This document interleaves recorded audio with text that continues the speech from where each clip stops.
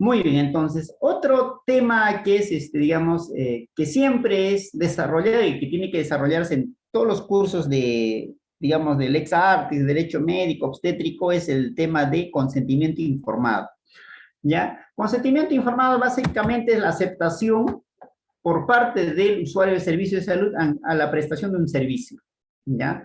Entonces, respecto a las características que tiene que tener un servicio que se presta, ¿no? Es el acto mediante el cual una persona decide consentir, decide aceptar, decide asentir una intervención. Una intervención no necesariamente se refiere quirúrgico, ¿no? Cualquier intervención terapéutica, ¿no? Cualquier intervención diagnóstica. Ya terapéutica puede ser con medicamentos, que puede ser quirúrgico, en medicamentos puede ser medicamentos que ya existen o medicamentos con prueba inclusive, ¿no? Entonces yo puedo autorizar, no solamente están obligados, cuando un laboratorio, por ejemplo, está haciendo ensayos clínicos y hay un producto innovador y quiero probar si ese producto innovador es bueno para un cáncer terminal o un cáncer avanzado de mama, por ejemplo. Y entonces, si yo quiero probar si ese producto nuevo para cáncer de mama avanzados es útil o no, necesariamente tiene que aceptarse, o sea, tiene que, digamos, tenerse la aceptación de la persona que va a recibir. Porque lo que voy a administrar es un producto nuevo que no está aprobado al 100% de que sea eficaz para el tratamiento del cáncer de mama que aqueja al paciente. Y entonces, en ese escenario, por ejemplo, se requiere consentimiento informado por escrito. Entonces, hay una serie de situaciones clínicas en las cuales el consentimiento, es decir, la aceptación del paciente tiene que ser necesariamente por escrito, necesariamente por escrito. En la mayoría de los casos, el consentimiento es tácito, ¿no? ¿Qué significa? Que tú viene, tú te llamas el nombre del paciente, viene y tú empiezas a preguntar el nombre y el paciente te responde, ¿no? Entonces, eso, por ejemplo, de todas maneras hay un consentimiento, hay un asentimiento, pero es tácito. Entonces, hay una serie de actos, no tanto el profesional de salud como el paciente, que denotan que ambos están de acuerdo con esa prestación. Cuando atienden, por ejemplo, su psicoprofilaxis.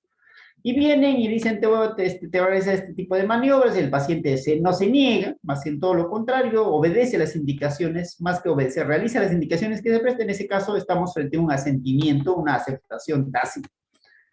Pero hay situaciones en las cuales el consentimiento, esa aceptación necesariamente tiene que ser por escrito. Cuando, por ejemplo, cuando yo voy a sacar una prueba de VIH, por ejemplo, cuando voy a aplicar medicamentos que todavía están en prueba, por ejemplo, ¿ya? Y así hay una serie de características, ¿no? Cuando, por ejemplo, voy a atender a una paciente que ha sido agredida sexualmente. Cuando voy a atender a una paciente que ha sido agredida sexualmente. Entonces, cuando voy a examinar a una paciente o un paciente delante de los alumnos, ¿no? Entonces, ahí también se requiere consentimiento informado por escrito, ¿ya? Es el acto mediante el cual una persona, como decía, decide aceptar una intervención. Para tomar la decisión, la persona debe tener información. Evidentemente, por eso se llama consentimiento, asentimiento informado, ¿ya? Previo al consentimiento, previo a la aceptación, tiene que informarse. La información es antes, ya es antes. El derecho de consentir, el derecho de aceptar es inherente al derecho a la información. Entonces, eso es importante que tener en consideración. Además, los derechos involucrados son el derecho a la libertad y a la información. Muy bien, en el caso del consentimiento informado, una persona tiene la libertad y es libre de aceptar o no un diagnóstico o un procedimiento médico o un tratamiento. Entonces, por ello es que en ella está involucrado el derecho a la libertad. Y además, la persona, antes de decidir, antes de ejercer su libertad de aceptar o no, primero tiene que exigir que le informen, ¿ya? Porque si no me han informado, yo no puedo decidir si es bueno o no lo que me están diciendo, si es bueno o no lo que voy a decidir. Me informa, entonces, por ello es importante primero la información. Muy bien. El consentimiento es la justificación misma de la legitimidad del acto médico. Evidentemente, no hay acto médico sin consentimiento previo, ¿ya? No hay acto médico, no hay acto obstétrico sin consentimiento previo, ¿ya? Necesariamente para todo acto médico obstétrico se requiere consentimiento. Sea esto tácito o sea esto expreso. ¿Qué significa expreso? Sea para lo cual se requiere que esté por escrito, pero también muchas veces, y más de las veces, la aceptación es tácita. ¿Qué significa? Ustedes están en su consultorio, como decía, alguien viene para que lo atiendan, y tú le dices, no hay problema, toma asiento, te voy a atender. Viene para un control prenatal, y le dice, tengo una cita, entonces tú lo atiendes y realizas ¿cómo se llama? El control prenatal. ¿Le pides que firme un consentimiento? No. Entonces, en ese escenario en el cual el paciente te solicita y tú aceptas realizarlo, hay un consentimiento tácito, hay una aceptación tácita de ambas partes, ¿no? ¿Por qué? Porque la paciente realiza una serie de actos que denotan que está aceptando el servicio. No solo eso, sino por otro lado, el profesional de la salud realiza una serie de actos que denotan que está ejecutando el servicio que le han solicitado. Entonces, hay un consentimiento, hay una aceptación de ambas partes, tanto el paciente como del usuario de servicio de salud. Ya por eso se dice que el consentimiento, digamos, es necesariamente, valga la redundancia, necesario, entonces, para realizar un acto médico obstétrico, ¿ya? Muy bien, entonces, ¿qué derechos como qué derechos se vulneraría si no, si no realiza un acto médico con el consentimiento del paciente? Básicamente el derecho a la libertad, ¿ya? El derecho a la libertad. La libertad se llama, es el proceso de la autodeterminación, en la cual una persona decide qué hacer y qué no hacer, ¿ya? En el ejercicio de su autonomía o autodeterminación. Evidentemente, para efectos de, ¿cómo se llama? Decidir, yo tengo que tener capacidad de decisión. No tengo que tener, tengo que saber, tengo que procesar la información que se me da, en base a esa información, qué proceso, decidir si es bueno o no. Entonces, para eso sí se requiere una capacidad. Entonces, por ello, el que puede emitir consentimiento informado no es un niño, por ejemplo, una persona que esté en estado consciente, necesariamente es una persona que tenga capacidad plena, ¿no? Entonces, y pueden ejercer su acto volitivo de manera independiente, sin ninguna presión, ¿ya? Eso es importante tener en consideración. Entonces, ¿qué es importante para que el consentimiento sea válido? Para que un consentimiento sea válido desde el punto de vista legal, jurídico, se requiere que sea libre evidentemente, y consciente. No puede obtener un consentimiento informado de una persona que está bajo anestesia, ¿no? Una persona que está presionado por su condición clínica, ¿no? ¿Qué ocurre? Por ejemplo, tengo una apendicitis es una emergencia, ¿no? Tiene una enfermedad, digamos, importante y quiero operarse, ¿no? Entonces le dice, ya tengo que operarme porque no tengo otra opción. Entonces, en ese escenario, es más, ni siquiera es libre, sino que como está obligado a operarse, ¿no? Entonces, el tema de la libertad no es tan plena cuando se requiere hacer, ¿no? Por ejemplo, cuando se trata, por ejemplo, quieren hacerte cambiar la rodilla porque tu rodilla está recontra mal. Hay que hacer prótesis total de rodilla. Y entonces, cuando el paciente tiene su artrosis y el médico le plantea prótesis total de rodilla, el paciente como que no es del todo libre, ¿no? ¿Por qué? Porque está casi obligado a aceptar, sí o sí tengo que, digamos, ¿cómo se llama? Decidir, porque si no acepto, digamos, no tengo otra opción, ¿no? O sea, o continuar con mi rodilla malogrado, adolorido, que no me permite movilizar, si en caso que decida no aceptar el tratamiento, o tener la esperanza de que pueda mejorar, digamos, mi motricidad, mi movilidad en caso que acepte la prótesis total de rodilla. Como que del todo no es libre en el proceso de la emisión del consentimiento cuando se trata de una enfermedad. Casi siempre andas como obligado, ya casi siempre andas como obligado como paciente. Muy bien. ¿Qué más? Se requiere para que sea libre y consciente, obviamente tiene que estar plenamente consciente, ¿no? Orientado en tiempo, espacio y persona, no puede tener alguna afectación de las funciones mentales, ¿no? No puede estar inconsciente, por ejemplo, no debe tener alguna afectación ¿cómo se llama? En la percepción, en el pensamiento o en no sé, en la voluntad, ¿no? Porque si está afectado su pensamiento no va a poder decidir si lo que está diciendo es bueno o no, ¿no es cierto? Entonces hay una serie de funciones mentales que, digamos, que intervienen en el proceso de la emisión del consentimiento. Valderrama, ¿nos quiere decir algo? Sí, profesor, buenas noches. Quería consultarle ¿qué pasa cuando son médicos cirujanos, los que se dedican a la parte estética, ellos se amparan en este documento porque informan a la paciente los riesgos que pueda haber y si falleciera en el acto, ¿esto es una salvaguarda para ellos? Ahí Una, eso es una muy buena pregunta, ¿ya? Porque ¿cómo se llama? Hay un principio en el derecho que todo acto en el cual una persona se exime de toda responsabilidad haciendo suscribir un documento es nulo. ¿Qué significa eso? Yo no puedo hacer firmar un documento, cualquiera sea el documento, puede ser un consentimiento, llámese cual sea el documento, en la cual le hago firmar a mi paciente diciendo, mira, yo me eximo de toda responsabilidad. Van a ver, hay un montón de documentos en los hospitales que van a decir, mira, por lo cual se firma el presente eximiendo responsabilidad o cualquier forma de responsabilidad del establecimiento de salud o los profesionales. Eso van a encontrar un montón de documentos de esa naturaleza. Van a encontrar, existe, sí existe. Ahora bien, ¿esos documentos son válidos? No. Es más, yo puedo confeccionar un documento como asesor de un hospital y decir, mira, esto exime a responsabilidad, Pepito, al director, al hospital, al barrendero, a todos. Muy bien. Y es más, pueden firmar todos, todo el hospital y el paciente pone huella digital, todo. Por el solo hecho que el paciente haya firmado, haya puesto su huella digital, que hayan firmado todos, ¿tiene valor? No. Ese acto es nulo. Por más que haya firmado el Papa Benedicto o el Papa Francisco, eso no tiene valor, ¿ya? Porque legalmente no puedo eximirme de responsabilidades, a priori, mediante un documento. Ese tema no solamente opera para la medicina, sino para cualquier otro, digamos, obligación, ¿ya?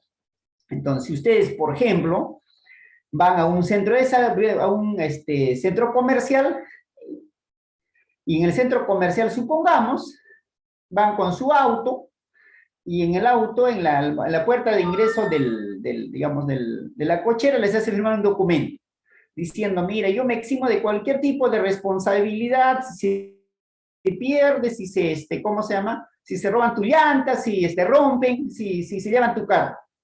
¿Puede decir eso? Ciertamente te pueden hacer firmar. El tema, si realmente puede eximirse de ese tipo de responsabilidades a priori.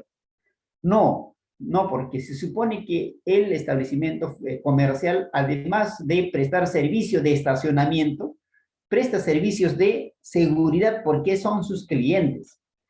¿No? En todo caso, abro cualquier sitio y ¿para qué? Primero, ¿para qué cobran? ¿No? Y dos, ¿para qué hacen, por qué te registran para ingresar y salir? Entonces, hay un servicio que se presta. No solamente es del lugar, sino también es de guardianía. Entonces, hay un tema de seguridad. Entonces, si se firmara un documento o supongamos si les hiciera firmar un documento eximiéndose de toda responsabilidad, no, yo no me responsabilizo si llevan tu auto, si le rompen, si se roban lo que están adentro. Entonces, eso, por ejemplo, es una forma de eximirse de responsabilidad de forma anticipada. Ese tipo de acciones son nulos, ¿ya? Son nulos.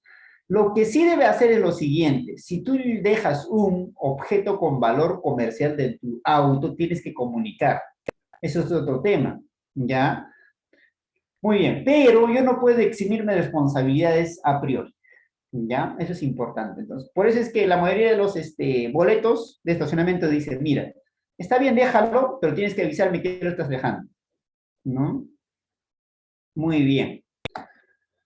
¿Qué más tenemos? Obviamente, no puede tener errores, ¿no? Donde de forma análoga a la que sucede con el consentimiento prestado con intimidación o miedo.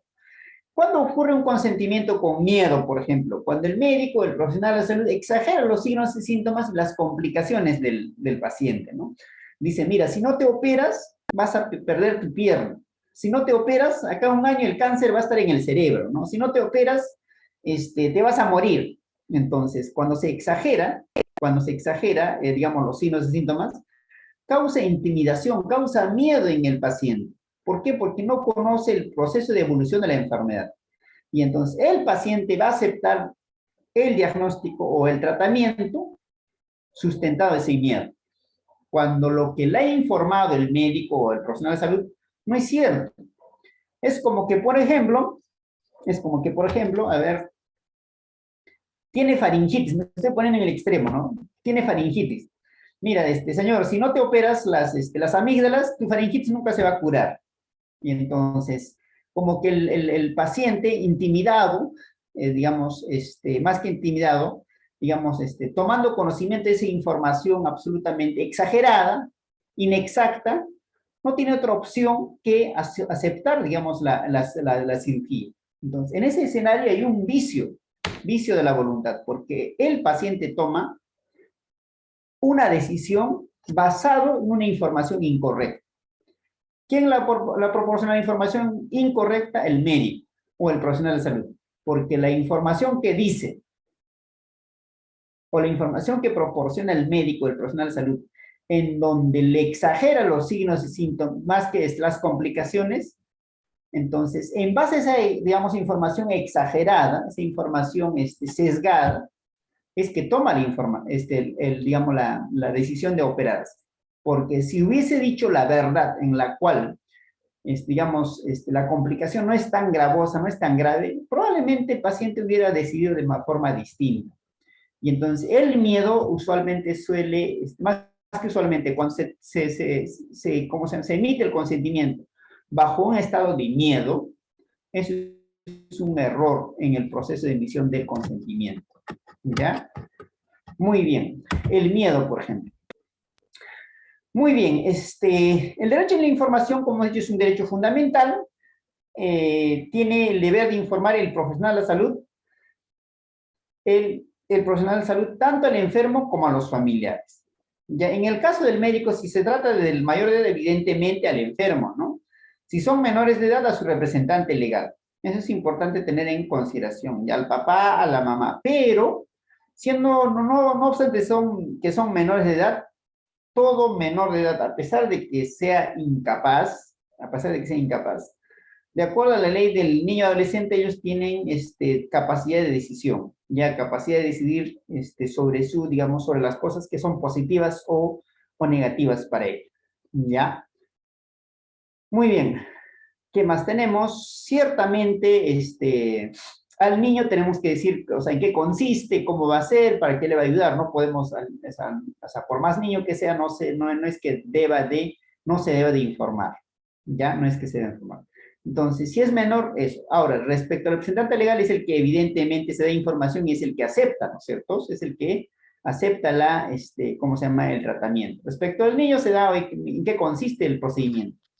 Él no va a aceptar finalmente. El que emite el consentimiento informado es el representante cuando es menor de edad.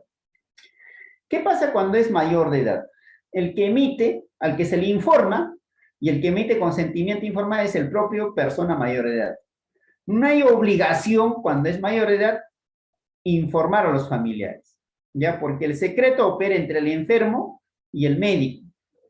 Hay un secreto que opera entre el enfermo y el médico, lo cual significa que el médico debe guardar secreto respecto a los familiares, por más que sea el esposo, ¿no es cierto? Por más que sea el esposo, por más que sea el papá, la mamá, si son mayores de edad, básicamente la relación es con el enfermo mayor de edad capaz. Modo de información puede ser simple, aproximativa, inteligible y leal. Ya eso es importante, lo cual va a permitir la adaptación adaptada a la comprensión y circunstancias del paciente. ¿Ya? La extensión de información tiene que ser completa, eso es importante, toda la información necesaria, y se debe informar sobre los riesgos y el pronóstico de la enfermedad. Y finalmente, en base a esa información, el paciente toma una decisión libre, ya en el ejercicio de su autodeterminación. Pero para que pueda decidir, tiene que informarse de forma correcta. Tiene que ser información veraz. No puedo exagerar las complicaciones, los riesgos o los pronósticos de la enfermedad en caso que no se someta a algún procedimiento. ¿Ya? Eso es importante.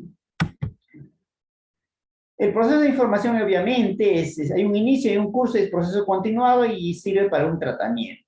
Eso es importante tener en consideración. Esto lo habíamos dicho. La información puede ser verbal, puede ser escrita y evidentemente tiene que ser comprensible. Una vez que se obtiene o se da la información verbal o a forma escrita, se obtiene el consentimiento informado. Siempre es previo la información, después la aceptación. ¿Ya? Siempre primero la información, después la aceptación. Muy bien. Las personas que emiten consentimiento informado tienen que tener capacidad. Si son menores de edad, emite el representante legal. Eso es importante tener en consideración. Algunos menores de edad que adquieren, por ejemplo, capacidad, como en el caso, por ejemplo, de las personas que tienen 16, 17, 18 años y que se han casado, evidentemente adquieren la capacidad, ¿no? Adquieren la capacidad. ¿Qué más tenemos en relación al consentimiento? Recuerdan que para que sea válido tiene que ser obtenido del padre que ejerce la patria potestad. Eso es importante que tengan en consideración. En caso que sean separados, eso es un punto importante. Si los dos padres tienen patria potestad, puede obtenerse de cualquiera de los padres. ¿Ya? Se puede obtener por cualquiera de los padres. Pero si están separados, divorciados, y uno de ellos emite, ejerce la patria potestad que el que tiene la potestad, ya no puedes obtener del otro. Muy bien. En caso que no exista, digamos, coherencia o ¿cómo se llama? Aceptación o, digamos, de entre diversas partes, entre el papá y la mamá, por ejemplo. El papá dice que sí y la mamá dice que no. Y los dos ejercen la patria potestad. Evidentemente, en ese caso se tendría que acudir a un tercero, que puede ser el juez o la fiscalía. En relación al consentimiento informado, el que debe de informar y el que debe obtener la información y aceptarla y obtener el consentimiento o la aceptación es el profesional de la salud, ¿no? Es el profesional de la salud. Evidentemente tiene que tener una serie de características, ¿no? Especialista en la materia, por ejemplo, si ustedes quieren tener un consentimiento informado para prueba de VIH, ustedes, digamos, son las personas indicadas, ¿no? Especialista, colegiado, debe informar el profesional de la salud, no otro personal, ¿ya? Excepciones del consentimiento, ¿qué significa? ¿En qué situaciones no es necesario obtener consentimiento? Esto es pregunta examen. Ya pregunta examen. Peligro para la salud pública por la situación de emergencia sanitaria, por ejemplo. Control de enfermedades transmisibles también. Ya cuando es incapacitado, informar a los familiares o allegados. En caso de emergencia, por ejemplo, para salvar la vida del paciente, evitar lesiones irreversibles, evitar deterioro grave o aliviar grandes sufrimientos. Muy bien. Y también cuando hay una renuncia expresa por parte del usuario de servicio de salud. Si el usuario de servicio de salud no quiere que le informes, evidentemente, pero tiene que escribir, o sea, tiene que, digamos, autorizar o aceptar por escrito que no quiere que se le informe. Entonces, en ese escenario, evidentemente hay una renuncia, ¿no? Que debe ser por escrito, como decía. Y se puede informar a los parientes o allegados sobre que no quiere, digamos, recibir ninguna información. Muy bien. Preguntas, dudas. El tema en relación, en realidad, del tema de consentimiento es bien corto. ¿Ya? Preguntas, dudas, señoritas.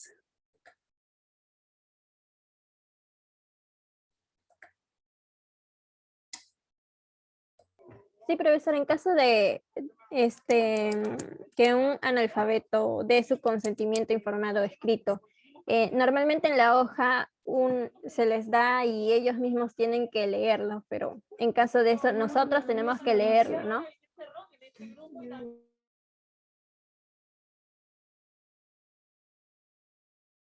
Profesor.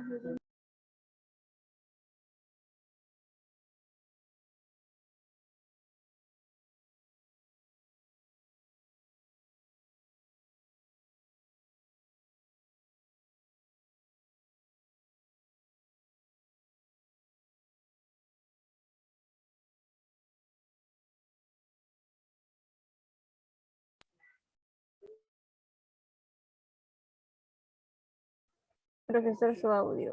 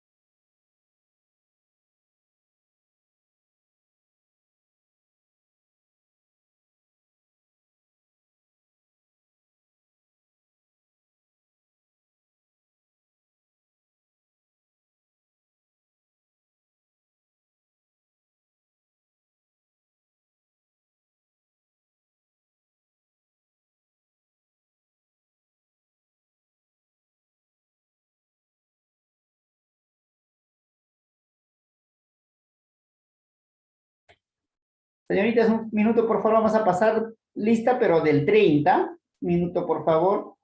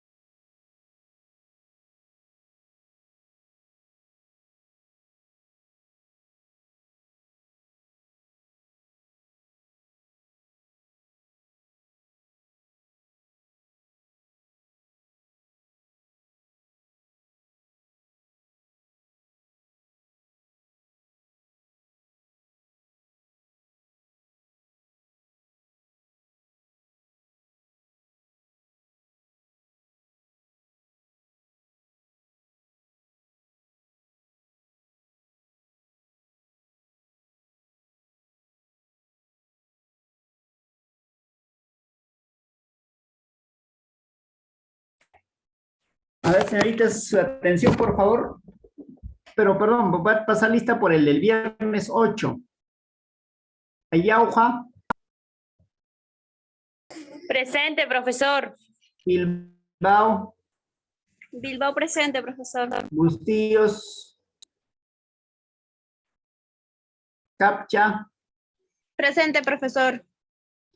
ya Capcha, ¿no? Ya, Carrasco, los dos Carrascos, Presente, profesor. Carrasco Jennifer. Carrasco y Jennifer. Cerquera, Cerquera, Chan, Presente, Chan. ya, Enríquez, Presente, profesor. Fierro, Presente, profesor.